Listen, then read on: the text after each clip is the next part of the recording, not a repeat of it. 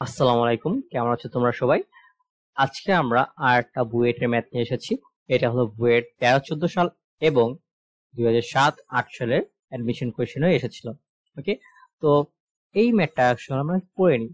একটি বৃত্তের সমীকরণ নির্ণয় করো যা y=2 রেখাকে এত বিন্দুতে স্পর্শ করে এবং এত বিন্দু দিয়ে যায়। আচ্ছা, এখানে একটা চিত্র দেখো, এই চিত্রটা একটু দেখে নাও। তো এখানে অনেকে প্রশ্ন করতে পারো যে ভাই, বৃত্তটা উপরে কেন হলো, নিচে কেন হলো না? এই যে এই রেখাটা হলো তোমার y=2। ওকে, তো এর একটা কারণ আছে। কারণ হচ্ছে তোমাকে বলছে যে এটা যদি y=2 হয়, আমাকে বলছে 1,4 এই বিন্দু দিয়ে এই রেখাটা যাচ্ছে, মানে এই বৃত্তটা যাচ্ছে। ওকে, এখন যদি বাই চান্স আমি বৃত্তটা নিচে দিতাম তাহলে কি হতো একটু দেখো। তো এই যে আমি একটা বৃত্ত আঁকলাম, এটা আমি এখানে নিচে দিলাম, ঠিক আছে। y=4 হবে যে কোনো একটা পয়েন্ট, যেটা ধরে নিতে পারো এই যে এইদিকে, মানে y থেকে y=2 এর থেকে উপরেই হবে। এটা তো শিওর, তাই না? তো 1 ধরে নিলাম পয়েন্টটা এই যে এই কোন একটা পজিশনে আছে। বাট তোমার এই যে বৃত্ত যদি তুমি রেখার এই y=2 রেখার নিচে দাও, তাহলে এটা কি কোনোভাবে এইটা দিয়ে যাওয়ার পসিবিলিটি আছে? নাই। এই কারণে আমরা এটা উপরে দিয়েছি। বুঝতে পারছো বৃত্তের প্লেসমেন্ট? এখন এখন একটা জিনিস খেয়াল করো, আমরা এখানে ধরে নিচ্ছি যে বৃত্তের কেন্দ্র হলো C=H, K। ওকে, একটা বৃত্তের সমীকরণ বের করার জন্য আমার দুইটা ইনফরমেশন দরকার। সেটা হলো কেন্দ্র, সেটা C=H, K, এটা হলো কেন্দ্র স্থানাঙ্ক। আর একটা জিনিস দরকার হলো আমার ব্যাসার্ধ। এই দুটা আমার ইনফরমেশন দরকার। ওকে, তো এই যে এই গ্রিন লাইনটা দেখছো, এটা যদি আমার হয় ব্যাসার্ধ, তাহলে আর একটা জিনিস খেয়াল করো, এই যে এইখান থেকে একদম এক্স অক্ষ পর্যন্ত এই দূরত্বটা কি? কে। এই দূরত্ব পুরোটা হলো কে, মানে কেন্দ্র স্থানাঙ্ক। আর এইখানে এই রেখা থেকে এক্স অক্ষের দূরত্ব কত? 2। মানে এটা y=2 বলতেছে। তার মানে এইখানে যে কোনো একটা পয়েন্টই তুমি যদি ধরো, সেটা x,2, এটাও তোমার x,2, মানে এক্স এর মানটা চেঞ্জ হলো, y এর মানটা এই পুরো লাইন বরাবর কনস্ট্যান্ট। তার মানে এই ডিসটেন্সটা কত? 2। আর এই পুরো ডিসটেন্সটা কত? কে। তো কে ইকুয়াল আমি কি লিখতে পারি? 2 প্লাস আর। বুঝতে পারছো যে এইটুক, এই যে এইটুক হলো আর, আর এইটুক হলো আমার রেখাটা এইটুক হলো আমার 2। তো কে ইকুয়াল আমার লেখা যায় 2। তার মানে আর ইকুয়াল আমি কি লিখতে পারি? k-2 লিখতে পারি। আচ্ছা, এই পার্টটা ক্লিয়ার।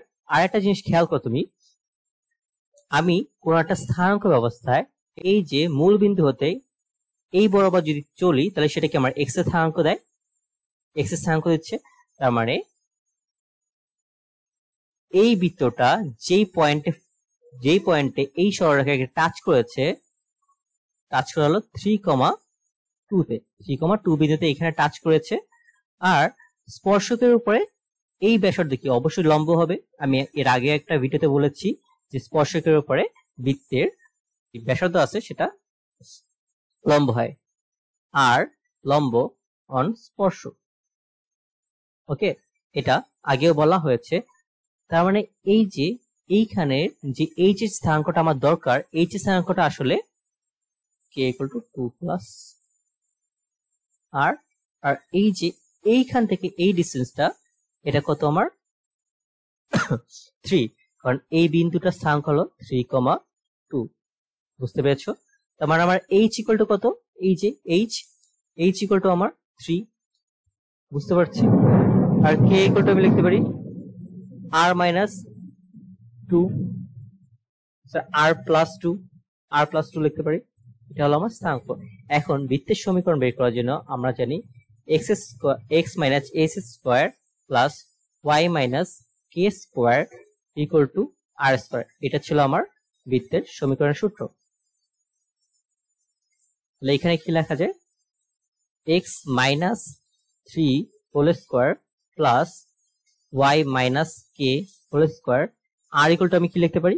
k-2²। বুঝছো? এখন এই যে এই বৃত্তটা কি 1,4 বিন্দু দিয়েও যায়। তার মানে 1,4 এই বিন্দুটা এই যে এই সমীকরণটা সিদ্ধ করে, এক্স এর জায়গায় তার মানে আমি 1 বসাতে পারবো, আর ওয়াই এর জায়গায় আমি 4 বসাতে পারবো।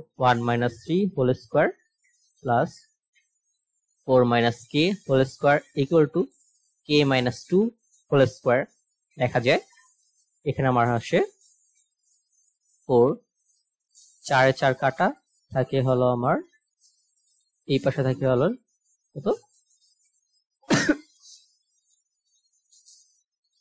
4k equal to 16, so k equal to আসে 16/4।